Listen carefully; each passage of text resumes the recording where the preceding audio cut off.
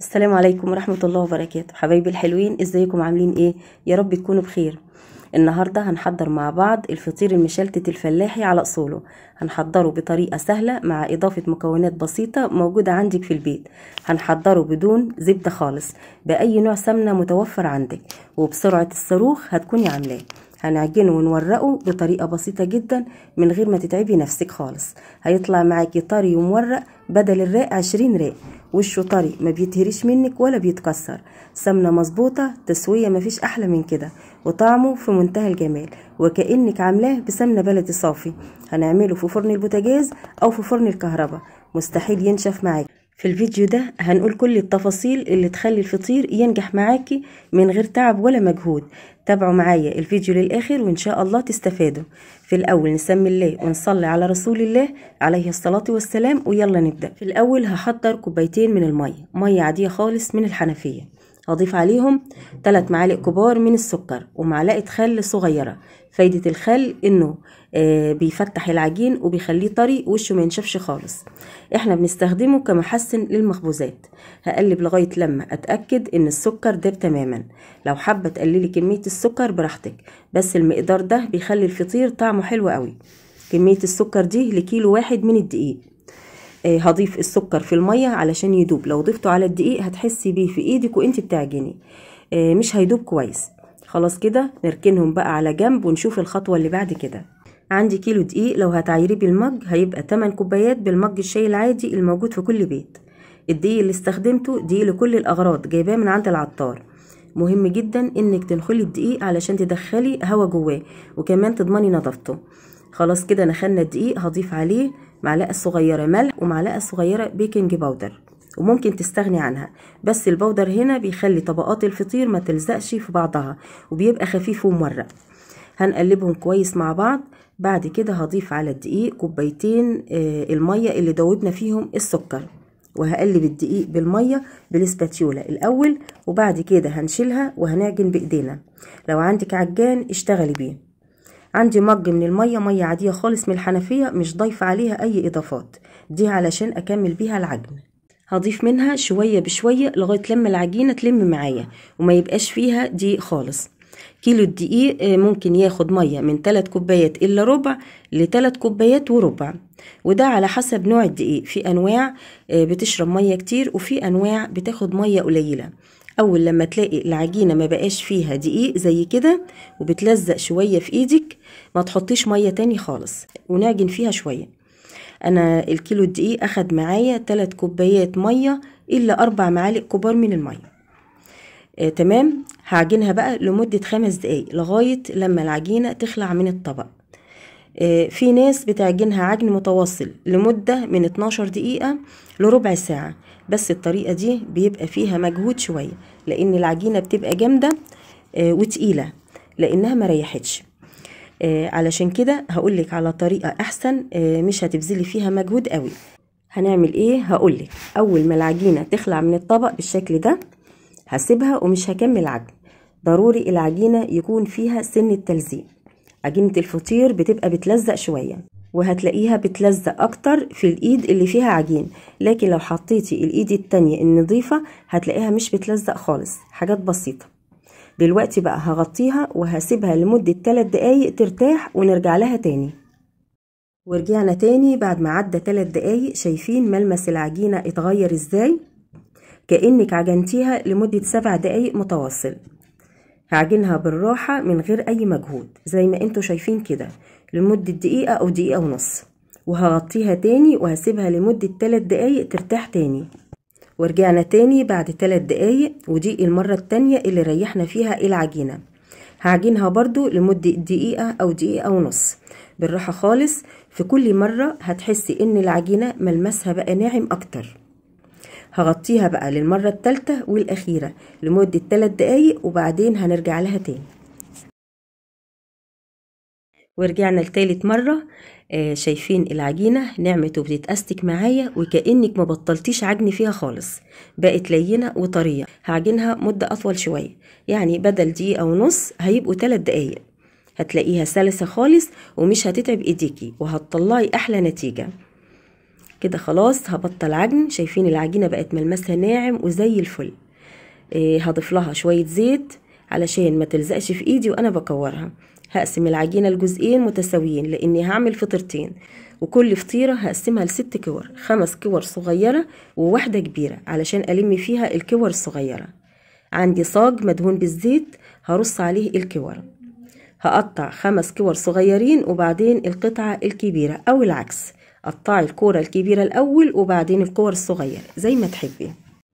وهقطع كمان الفطيرة التانية بنفس الطريقة. وخلاص كده قطعت الفطيرتين 10 كور صغيرين و2 كبار.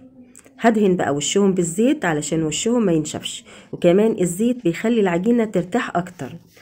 وهغطيهم وهسيبهم يرتاحوا لمدة ساعة.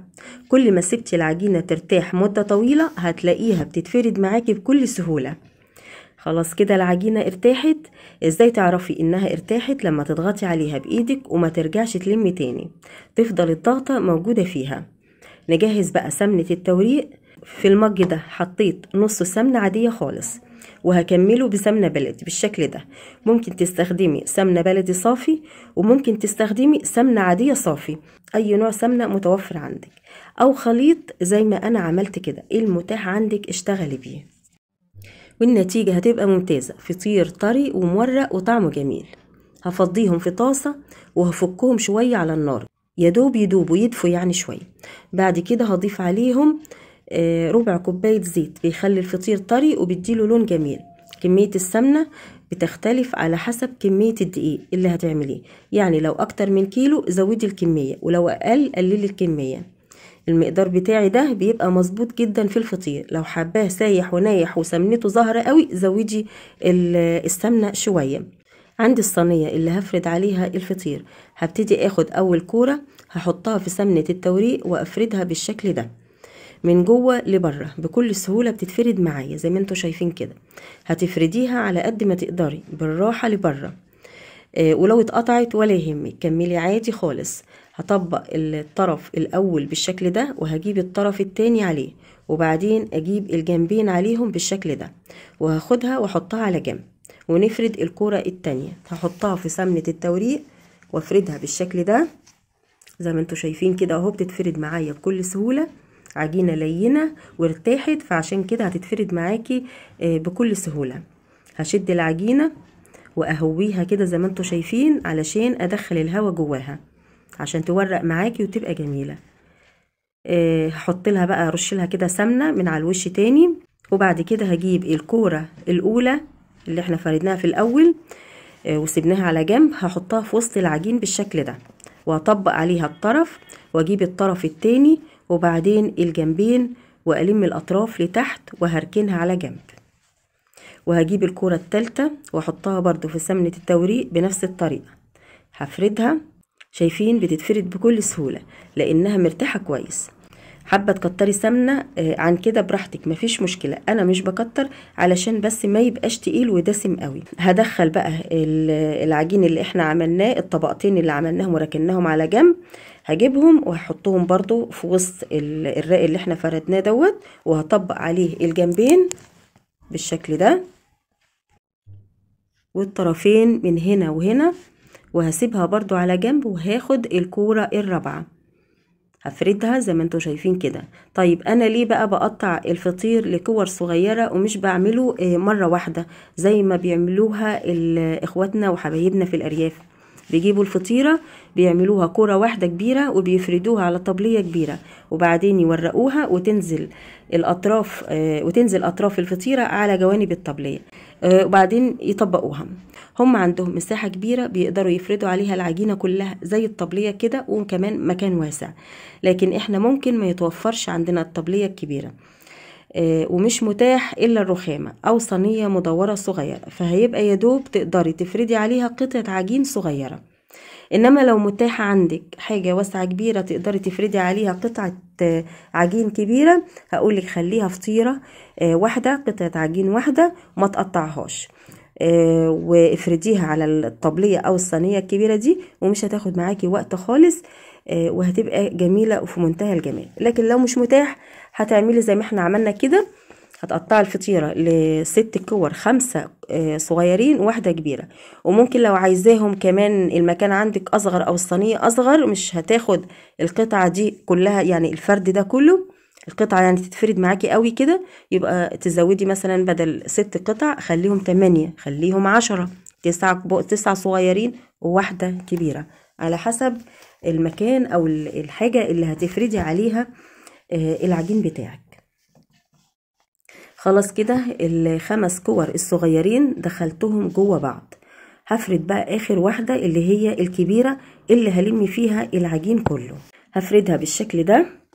طبعا هي تبقى كبيرة فهتتفرد على الصينية وهتنزل كمان من الجوانب شوية، وهرش عليها شوية سمنة، وهجيب بقى اللي احنا عملناه قبل كده وهحطه جواها، اللي هو كل العجين او ال5 كور اللي عملناها، وهطبق عليها الاطراف بالشكل ده، وهلم الاطراف لتحت، وكده الفطيرة بقت جاهزة معايا. هجيب بقى الصينية اللي هسوي فيها، هدهنها سمنة التوريق، هحط فيها الفطيرة وهغطيها بكيس بلاستيك، وهسيبها ترتاح لمدة ربع ساعة، وهشتغل في الفطيرة التانية بنفس الطريقة. هحط اول كورة في سمنة التوريق وهفردها بالشكل ده. شايفين كل ما بترتاح اكتر كل ما بتتفرد معاكي اكتر. هرش عليها كده شوية سمنة وهطبقها واحطها على جنب. هفرد الكورة التانية بالشكل ده برضو، وهرش عليها سمنة. هفردها، يعني افرديها كويس كده، وحاولي تدخلي جواها الهواء، شديها كده لبره، ولو اتقطعت مفيش مشكلة. بعد كده هجيب هي كده اتفردت معايا. هجيب القطعة الأولانية، الكرة الأولانية اللي احنا حطيناها على جنب، هدخلها جواها وهطبق عليها الأطراف بالشكل ده. هكمل بقى بقية الفطيرة بالشكل ده زي ما انتوا شفتوا كده، لغاية لما أخلص ال5 كور كلهم، وأدخل ال5 جوه ال6 اللي هي الكبيرة. وآدي الفطيرة التانية بقت جاهزة معايا. هحطها في صينية مدهونة بسمنة التوريق. مقاس الصينية اللي هسوي فيها الفطير 30 سنتي، وهغطيها وهسيبها ترتاح لمدة ربع ساعة. وده الفطير بعد ما ارتاح. باقي عندي شوية سمنة من سمنة التوريق، هدهن بيها وش الفطير، وهفرد الفطيرة من النص كده لبره علشان تبقى متساوية، ولا حتة تخينة ولا حتة رفيعة. مقاس الصينية اللي حطيت فيها الفطير مقاس معقول لنص كيلو دقيق، بتبقى محملة مش رقيقة قوي. بالنسبة للتسوية، الفطير بيحب النار العالية علشان يطلع طري وجميل. لو النار هادية هينشف منك ويعضم. هتدخلي الفطير على فرن سابق التسخين، مسخناه الأول كويس جدا. هتشغلي من تحت على أعلى درجة. لو الشواية بتشتغل مع الفرن شغليها على نار متوسطة، ولو الشواية ما بتشتغلش مع الفرن يبقى بعد ما الفطير ياخد لون من تحت شغلي له الشواية ياخد لون من فوق من الوش. هنحط الصينية على الصاج اللي ملامس النار على طول. مدة التسوية حوالي ربع ساعة. لما تشغلي الشواية علشان ياخد لون من الوش خلي عينيكي عليه، ولف الفطيرة علشان ياخد لون من كل ناحية، واوعي تسهي عليه زي ما حصل معايا ولونه اغماء. هو ما اتحرقش، هو اغمائي بس، اغماء شوية يعني. اول ما الفطير بيطلع من الفرن بنغطيه بكيس بلاستيك علشان الفطير يعرق على بعضه ويرد من حرارة الفرن، ويبقى وشه طري مش ناشف ولا بيتهري ولا بيتكسر منك. ودي الفطيرة التانية هغطيها برضو وهسيبهم يبردوا شوية، وبعد كده هنشوفهم مع بعض. شايفين الفطير وجماله، تسوية مظبوطة، لون ذهبي جميل من تحت، وشه طري كله توريقات، بيلمع، السمنة ظاهرة فيه ما شاء الله. الفطيرة محملة شكل ولون وطعم يجوع. السمنة بتاعته مظبوطة، مش دسم قوي، معقول. لو عاملة كمية كبيرة وعاوزة تحتفظي بيها في الفريزر حطيها في كيس تخزين وحطيها في الفريزر. وقت ما تحبي تاكلي منه طلعيه وحطيه في الفرن يسخن، هيبقى معاكي كأنك لسه عاملاه. شايفين الفطير وجماله؟ جربيه وإن شاء الله مش هتندمي. كده الفيديو بتاعنا خلص، يا رب يكون خفيف عليكم واستفدتم منه. أشوفكم على خير في فيديو جديد، مع السلامة.